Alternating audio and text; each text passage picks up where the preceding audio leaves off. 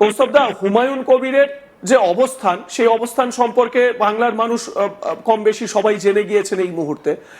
তিনি তো মুসলিম ভোট, বিশেষ করে মুর্শিদাবাদ 22টা আসন, সেখানে মুসলিম ভোট কনসলিডেট করার এবং মমতা বন্দ্যোপাধ্যায়ের বিরুদ্ধে লড়াই দেওয়ার কথা বলছেন।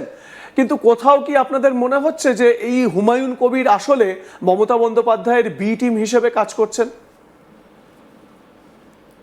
মমতা বন্দ্যোপাধ্যায় তো এই কথাগুলো বলাচ্ছেন হুমায়ুন কবিরকে দিয়ে। এই হুমায়ুন কবির তো আগেই বলেছে 1-2 সিট জিতে জামাই আদরে দলে ঢুকবো আবার। এইগুলো আলটিমেটলি বলে একটা কি বলবো, মুসলিম সমাজের মধ্যে একটা কনফিউশনের বাতাবরণ তৈরি করছেন। কারণ মমতা বন্দ্যোপাধ্যায় জানেন যে শিক্ষিত মুসলমান, রাষ্ট্রবাদী মুসলমানরা সেই ভোট ব্যাংক তাদের থেকে সরে গেছে। হুমায়ুন কবিরকে দিয়ে এটা জল ঘোলা করানোর চেষ্টা করছে। এত সহজ না। মানুষ সবটাই বোঝে। হুমায়ুন কবিরের আজ অব্দি তার বিধায়ক পদ খারিজের জন্য তৃণমূল কংগ্রেস আবেদন করে না কেন?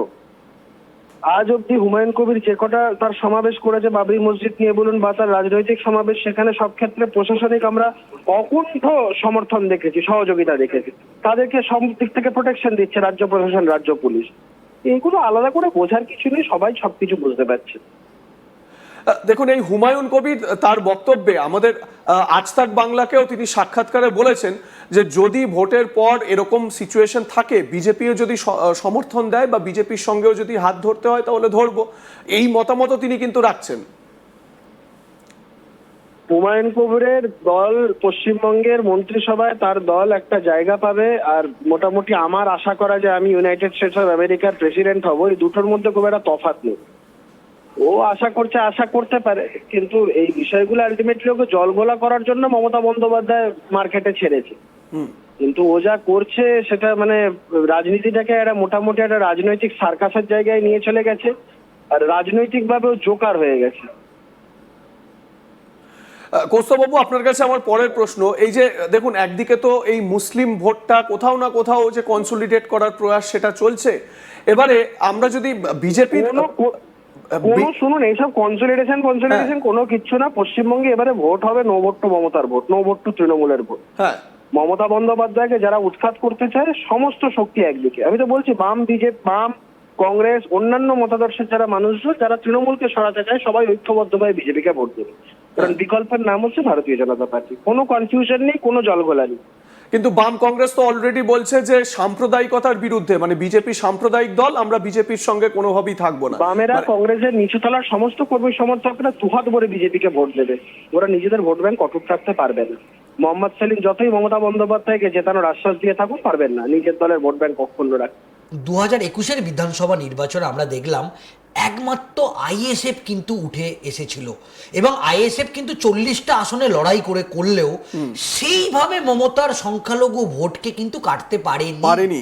এবং আমরা যদি 2021-এর দিকে তাকিয়ে থাকি, যদি সেখান 2021-এর যে ভোট ব্যাংকের দিকে যদি একটু তাকাই, একমাত্র ভাঙড় ছাড়া সেইভাবে সংখ্যালঘু ভোট দাগ কাটতে পারেনি।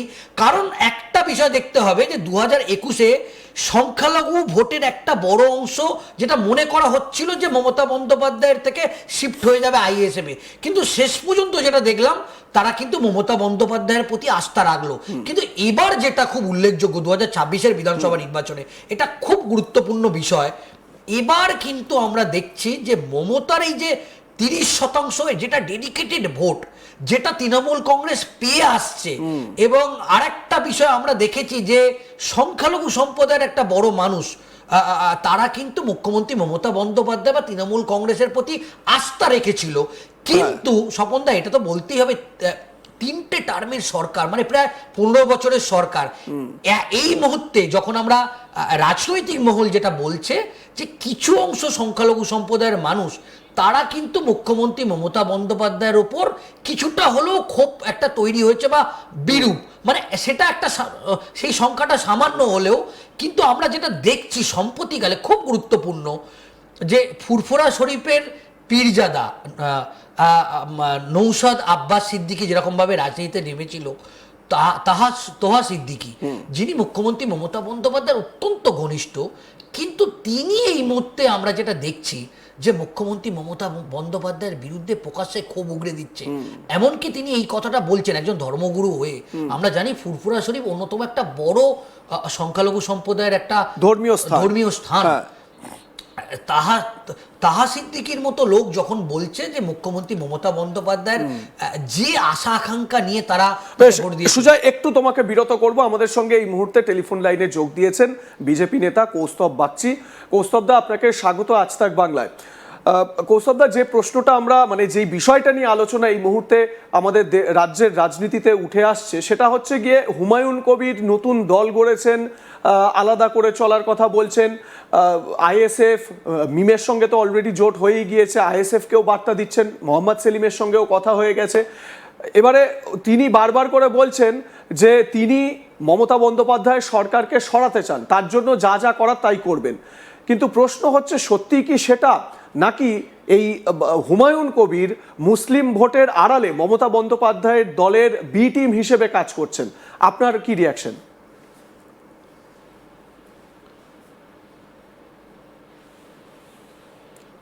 আমরা আবারও যোগাযোগ করার চেষ্টা করছি, কৌস্তব বাগচির সঙ্গে যোগাযোগ বিচ্ছিন্ন হয়েছে। আমি সুজয়, তুমি যেটা বলছিলে যে দেখো এটা তো খুব স্পষ্ট যে হুমায়ুন কবির একেবারে দ্ব্যর্থহীন ভাষায় বলছেন যে মমতা বন্দ্যোপাধ্যায় সরকারকে সরাতে হবে, দুর্নীতির সরকারকে সরাতে হবে, তার জন্য যা যা করার আমি করব। কিন্তু প্রশ্নটা এক জায়গায় থেকে যাচ্ছে যে কোথাও কি মমতা বন্দ্যোপাধ্যায়ের সে মুসলিম ভোটটা, মানে আমরা এই কারণে এই কথাটা বলছি যে হুমায়ুন কবির আজ তাক বাংলারই প্রতিনিধিকে সাক্ষাৎকারে বলেছেন ভোটের পরের চিত্র, ভোটের পরের যে সিনারিও, তাতে যদি দরকার হয় তাহলে বিজেপির সঙ্গেও যেতে পারেন, আবার তৃণমূল কংগ্রেসের সঙ্গেও তিনি যেতে পারেন। এদিকে আবার তিনি বলছেন তৃণমূল কংগ্রেসকে হটাতে হবে, আবার তিনি বলছেন যে যদি প্রয়োজন হয় তাহলে তৃণমূল কংগ্রেসের সঙ্গে আমি যেতে পারি। তো এই প্রসঙ্গে আমার সহকর্মী তাপস সেনগুপ্তকে দেওয়া সাক্ষাৎকারে হুমায়ুন কবির কি বলেছেন একবার তার বক্তব্যটা শোনাই, ভালো করে শুনবেন তার বক্তব্যটা।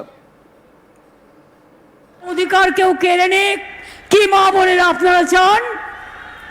আপনারা চান আপনি যে जेपी को कोई ऑफिशियली मैं को उनको इनवाइट नहीं करूंगी जो मैं ही सरकार बनाने चाहते हैं, आप मेरे सपोर्ट दो।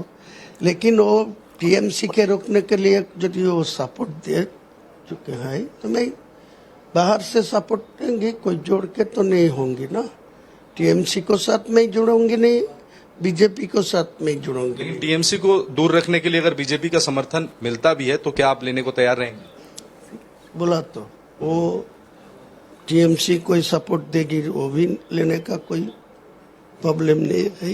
और टीएमसी के सत्ता से बाहर रखने के लिए कोई बीजेपी जो नया विधायक जीत के आएगी तो सपोर्ट देगा तो क्या दिक्कत है? सरकार तो बनना चाहिए ना। बीजेपी আমরা হুমায়ুন কবিরের বক্তব্য আপনাদের শোনালাম। তিনি পরিষ্কার বলছেন মানে সরকার গঠন করতে বিজেপির যদি সমর্থন দরকার হয় নেব, আবার তিনি এটাও বলছেন যে তৃণমূল কংগ্রেসও যদি আমাদের দরকার হয় তৃণমূলের সমর্থনও আমরা নেব।